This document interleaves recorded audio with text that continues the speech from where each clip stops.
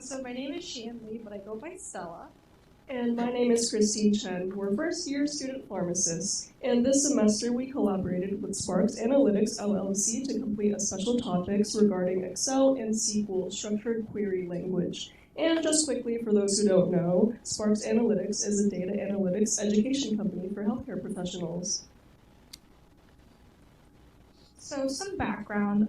During our session, Dr. Bernstein actually shared his journey during his residency, and he talked about how he realized how important data analytics played a role in the clinical setting. And also, Christine and I, as first-year students, we also realized that we don't also have exposure to data analytics throughout our academic careers as well. But it's important to note that in the past 2 decades, medical history has been largely digitized, and we now use electronic health record systems to store data. And data analytics is used in various fields such as research, health informatics, and clinical practice. So we believe it is crucial as future healthcare professionals to familiarize and build skills for clinical data analysis.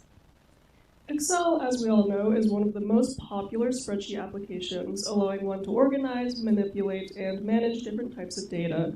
For example, some functions include performing calculations, and you can also do things like create tables and create charts from here. It's a very efficient tool for data analysis and presentation. SQL, on the other hand, is a programming language that allows you to manipulate, store, and retrieve data. It provides very useful opportunities when working with electronic health records, medical research, clinical trials, healthcare analytics, public health, and many other opportunities. So healthcare data oftentimes is very complex and it's very complicated with multiple factors playing into it, regardless of either it being like a lab setting or a patient care setting. And these programs, like Christine mentioned, can identify patterns and trends, allowing us to manage and analyze large data sets. So the utilization of these programs in healthcare settings can facilitate efficient data analysis, management, and reporting, ultimately leading to improved patient care and providing better clinical outcomes, which would be our goal as healthcare professionals.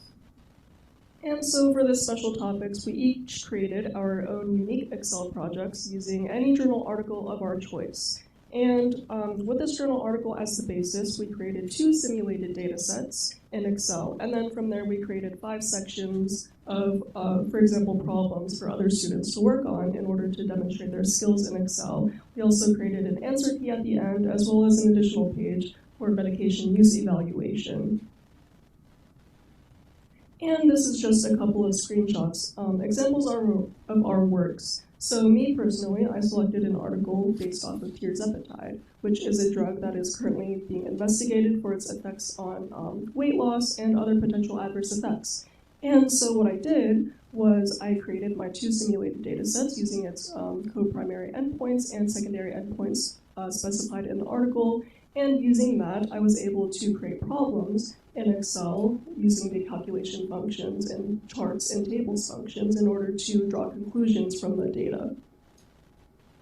So on the other side is some of the screenshots from my works. I had personal interest in oncology, so I selected a journal article on the effects of pembrolizumab in the treatment of early triple-negative breast cancer. And as you can see from our simulated data sets, we try to create like a tutorial type of thing so that the students could use it in the future as like an educational material.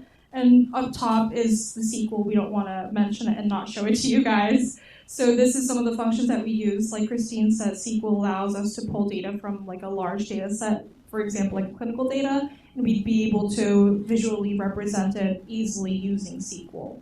And on top of creating our Excel projects, we also were able to complete a journal club presentation with Dr. Bernstein, summarizing our journal articles and interpreting and sharing our thoughts on it. So we'd like to conclude with sending our huge thanks to Dr. Patel and Dr. Bernstein, and we'd like to promote more of these projects so that more students in the future could have exposure to data analytics. Thank you.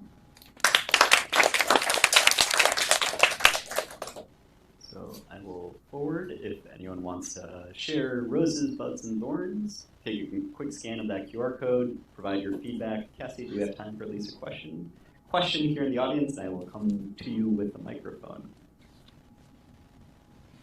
You might be able to save them for my SQL questions.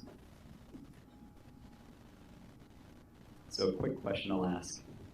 SQL and Excel can get you 95% of the way of a lot of data analysis that's being done. What was the difference between learning the two? I think personally, I have experience with Excel, so it's kind of like easier to get along and kind of see the data, versus SQL is actually like a programmed language that I had to type in, which was more difficult for me to navigate. So, yeah. But they were both helpful in like representing data and looking at clinicals. Yeah, I will largely agree with what Stella said. As someone who is new to both Excel and SQL, I did find that there was a bigger learning curve to SQL just because it is its own language and you did have to learn a lot about its functions in order to even begin to use them. Whereas Excel, it was a lot of buttons, and even though like there was times where you had to type out your own functions, it was a lot more intuitive, I would say. Well, thank you again. Another round of applause.